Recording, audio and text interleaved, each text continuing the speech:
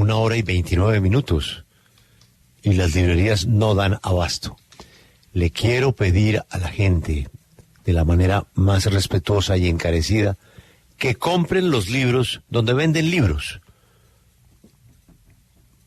Los derechos de autor, la memoria de Gabo, no se puede manipular con patrocinar el contrabando, las falsificaciones, las copias que puedan estar circulando que no son oficiales. Hay que comprar el libro en las librerías. No se dejen que un amigo que le manda un PDF, no, nada de eso. Hay que ir por el libro. Es lo mínimo que le debemos a García Márquez. El libro, pues obviamente, tiene el respaldo de sus hijos. Nos atiende uno de ellos, don Rodrigo García. Gracias por estar con nosotros. Buenos días. ¿Qué tal? Buenos días, Julio. ¿Cómo estás? Pues muy emocionados. Es increíble lo que produce Gabo. Bueno, usted lo sabe mejor que yo. Hay mucha leyenda sobre este libro, que a Gabo no le gustó, que era inconcluso, que había pedido no publicarlo, que por el contrario pidió que se publicara después de que no estuviera con nosotros. ¿Cuál es la verdad de En agosto nos vemos? La verdad es que es un libro en el que Gabo trabajó mucho tiempo. De hecho, por ser un libro tan corto, lo trabajó mucho más tiempo de lo que normalmente haría, pero eso se debió a que durante esos casi 10 años o más, pues él fue perdiendo sus facultades, entonces lo abandonaba, volvía, lo trabajaba, y hubo varias versiones. Al final él decía, el libro no tiene sentido, el libro no funciona, el libro hay que destruirlo, pero lo que sospechamos nosotros, sobre todo después de leerlo hace un par de años o leer las versiones, es que Gabo perdió la capacidad para juzgar el libro, dado su avanzado Alzheimer. Porque si Gabo hubiera estado un poquito más en sus cabales, por así decirlo, hubiera o terminado el libro o lo hubiera destruido, porque él no era de dejar libros a medias. O sea, todo lo que escribió lo publicó o no lo publicó y no existe. Entonces, este libro se fue quedando a medida que él perdía facultades. Y aunque hubo ese veredicto final, cuando nosotros lo releímos, Gonzalo y yo, hace 2 o 3 años, que fue cuando se empezó a releer, o sea, todas las versiones se mandaron con los papeles de Gabo al centro Harry Ransom en Texas. Y el libro estuvo ahí un poco secuestrado, pero ya hace algunos años se escanearon las versiones y se abrieron, si no al público en general, se abrieron a los académicos, a los estudiosos. Y entonces Gonzalo y yo lo volvimos a leer y nos dimos cuenta que el libro estaba mucho mejor de cómo Gabo lo describía. Entonces es decir, fue cuando sospechamos que él perdió la capacidad para juzgar el libro. Es decir que la iniciativa de editar este libro es producto de los llamados o de las reflexiones de algunos académicos que pudieron verlo dentro de los apuntes y las notas que ustedes entregaron a la universidad, y ellos descubrieron y les dijeron a ustedes, aquí está el libro. No, el libro nosotros, o sea, evidentemente habíamos leído las versiones, pero lo pusimos a un lado porque recién muerto Gabo, ese era el dictamen de él. Pero una vez que se hizo accesible otra vez en el Ransom y la gente lo empezó a leer, entonces Gonzalo y yo decidimos que, bueno, si la gente lo está leyendo, vamos a leerlo nosotros también para ver en qué estado está. Pero el libro no ha sido un descubrimiento ni de académicos ni de nadie. El libro siempre ha estado ahí, ha sido leído por muchas personas antes y después de que estuviera en el Ransom. Lo único que hubo nuevo es que nos pareció que el libro estaba mucho mejor de lo que pensábamos, sobre todo si se hacía lo que se hizo, que fue un trabajo editorial donde se hacía la mejor versión posible del libro. Pero no es que el libro sea un libro secreto, olvidado, que se haya descubierto de pronto, no, en absoluto. Usted nos decía que el proceso de escritura de este libro pues fue de la mano también con el progreso de la enfermedad del maestro García Márquez. ¿Cómo se ve ese proceso reflejado en el libro? ¿Ustedes se encontraron con un Gabo distinto reflejado en esas páginas? No, o sea, creemos que el libro todavía tiene muchos de los aspectos más fuertes de la escritura de Gabo, o sea, el poder de narrativa y de descripción, los personajes interesantes, la sensibilidad por los problemas humanos, la empatía por los problemas humanos. Quizá lo que el libro tenía en las diferentes versiones es que no estaba tan pulido como estaría un libro de Gabo que él hubiera podido terminar como hacía con los otros. Pero bueno, de un poco guiados por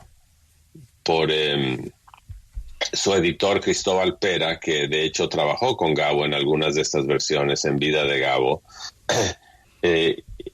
y se hizo una especie de edición óptima a la que no se le agregó ni una sola palabra que no hubiera escrito Gabo. O sea, está basado en lo que se llama la versión 5 de la novela, pero se incorporaron cosas de otras versiones. Lo único que está, insisto, es que quizá, o sea, hay pequeñas cosas que no están tan pulidas, pero yo diría que el libro está, a mi juicio, al 90%, y que independientemente de que no esté con el sello final del cerebro de Gabo al 100%, sigue siendo un libro muy disfrutable, muy bien escrito, con un personaje central femenino muy interesante. Y bueno, finalmente los lectores dirán, ¿no? Hay como una tensión que me imagino vivieron ustedes, porque había esa decisión de García Márquez de decir ese libro hay que quemarlo, pero también esa declaración que ustedes han expresado donde él dice hagan lo que quieran, después de que yo estoy muerto, hagan lo que quieran. ¿Cómo fue el debate entre esas dos posiciones que les había dejado él? Bueno, el debate hubiera sido más difícil si el libro hubiera sido, o más fácil, si el libro hubiera estado en un estado muy deficiente. Pero realmente lo leímos Gonzalo y yo, lo leyó la familia inmediata, por supuesto Cristóbal Pera, Luis Miguel Palomares y la gente de la agencia Balcells, y todos estuvimos de acuerdo que sí, que en efecto estaríamos sobreponiendo nuestros deseos a los deseos de un Gabo que ya no estaba totalmente en sus cabales. O sea, hay que entender que cuando él decía el libro no sirve, no tiene sentido, pues él ya había perdido la capacidad para juzgar el libro. Entonces, para contestar tu pregunta, no fue tan difícil decidir, porque el libro nosotros lo encontramos muy disfrutable, esa es la verdad. Y además creíamos que era un libro que se complementaba muy bien con sus otros dos libros finales, que eran Del amor y otros demonios y Memorias de mis putas tristes. Eran tres historias de amor obsesivo o de la búsqueda del amor y la pasión, pero muy diferente a los otros dos, mucho más contemporáneo, con este personaje femenino en el centro. Entonces, una vez leído y considerado y disfrutado, no fue tan difícil decidir, esa es la verdad. Rodrigo, le quiero cambiar el tema, pero entiendo perfectamente que usted no nos pueda contar muchas cosas porque o se lo prohíbe el contrato o la propia expectativa que tenemos todos de 100 años de soledad en la pantalla. Gabo, pues, era muy crítico de sus películas, siempre fue muy crítico. Yo no sé si a él le gustó alguna de sus películas alguna vez, pero era muy crítico. Se castigaba mucho con el tema de sus libros en el cine. Y ustedes están caminando por otro tema de altísima sensibilidad. ¿Qué tanto pesa esa responsabilidad de que esto salga como él lo hubiera querido, o simplemente ustedes ya asumieron que él nunca lo habría querido, pero hay que hacerlo? Bueno, yo no sé si la mayoría de los autores ven las películas y las series y dicen esto es exactamente como yo lo hubiera querido. Por otro lado, Gabo, aunque siempre dijo que no estaba dispuesto a vender 100 años para que se hiciera en una película, sobre todo una película de 2 o 3 horas donde no cabría la historia, y luego los costos de una película obligarían a hacerla con actores de Hollywood en inglés, o sea, toda esa ecuación de lo que sería el gran producto del cine internacional no lo convencía. Además de esa idea de que, bueno, es mejor que el libro exista en la imaginación del lector. Pero sí llegó a decir alguna vez que lo consideraría si se pudiera hacer en muchísimas horas y en español y en Colombia, en una cosa más genuinamente colombiana. Entonces, pero bueno, y también dijo, como dijimos antes, cuando yo esté muerto, hagan lo que quieran. Entonces, lo de 100 años de soledad, y esto todavía lo discutimos en vida de nuestra madre Mercedes con ella. O sea, primero, el auge de las plataformas digitales, sobre todo de Netflix, permitía eso precisamente, hacer una cosa que fuera local, que se hiciera con muchos recursos y muy bien hecha, pero en Colombia y en español, que fue una de las condiciones que se le pusieron a Netflix y que ellos estaban gustosos de acceder. Por otro lado, tarde o temprano esto se iba a hacer. O sea, si no lo vendíamos nosotros, lo venderían nuestros hijos o nuestros nietos, porque cada generación toma las decisiones que tiene que tomar, y finalmente llegaría el día en que el libro estaría sería del dominio público, y entonces cualquier persona lo podía hacer. Entonces decidimos que era mejor ahorita,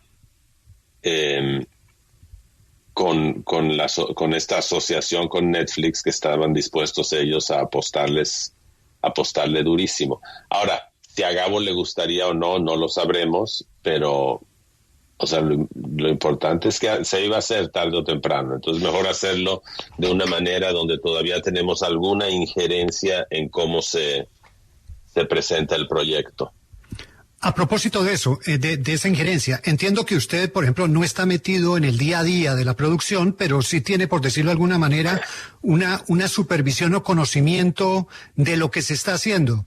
¿Qué nos diría a nosotros, los que somos amantes entregados de la obra de su padre, y que esto nos da un poco de susto, la llegada de 100 años de soledad a Netflix?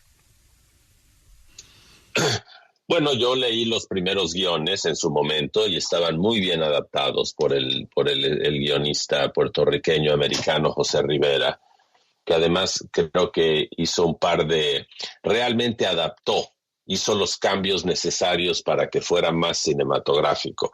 Creo que las películas que se han hecho sobre la obra de Gabo han sufrido mucho de demasiado respeto al autor y demasiado respeto a la obra.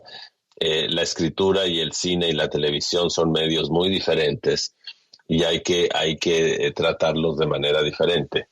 Entonces yo animé al adaptador y a Netflix a adaptar, y creo que lo hicieron muy bien.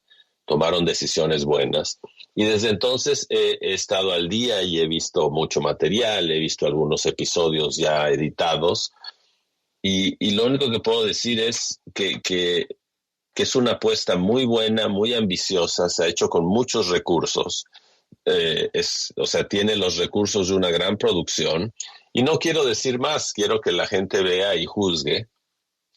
Y bueno, como todo en la vida, habrá fanáticos y habrá detractores, y hay quien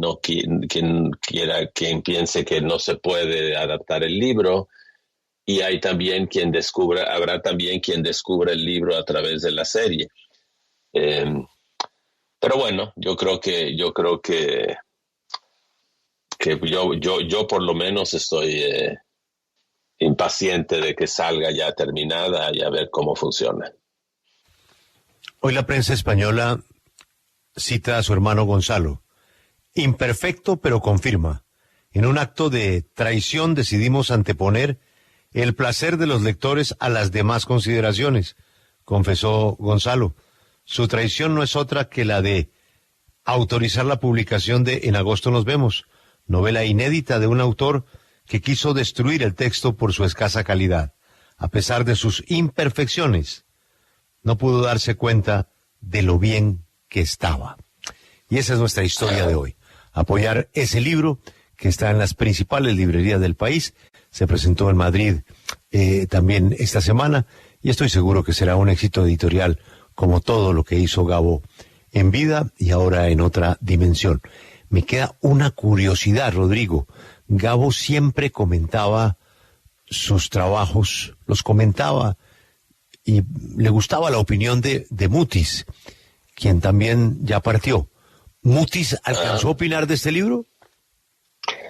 Sabes que no sé. Yo sé que Gabo en su momento leyó y publicó en español y en inglés una versión del primer capítulo.